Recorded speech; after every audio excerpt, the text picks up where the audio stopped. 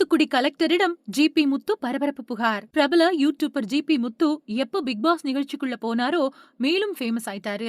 2 வாரத்துக்கு மேல அங்க இருக்க முடியாதுன்னு வாலண்டியரா கேட்டு வெளியே வந்தாலும் ரசிகர்களை ரொம்பவே இம்ப்ரெஸ் பண்ணாரு.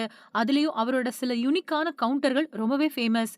அதை தொடர்ந்து ஒரு சில பட வாய்ப்புகள் வந்த நிலையில இப்போ வாய்ப்பு இல்லாம அகைன் யூடியூப் சேனல்ல வீடியோ போட ஆரம்பிச்சிட்டாரு. இந்த நிலையில தூத்துக்குடி கலெக்டர் கிட்ட ஒரு பரபரப்பு புகாரை கொடுத்திருக்காரு.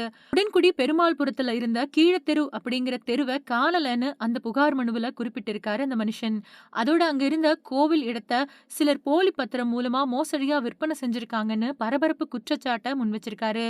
கண்ணும் கண்ணும் படத்துல வடிவேலு கிணத்த காணும்னு கம்ப்ளைண்ட் கொடுத்த காமெடி தான் இப்ப ஞாபகத்துக்கு வருதுன்னு கமெண்ட் பண்றாங்க ரசிகர்கள்.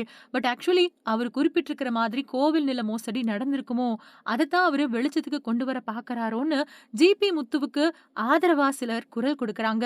எப்படியோ இந்த பிரச்சனைக்கு தீர்வு கிடைச்சா போதும்.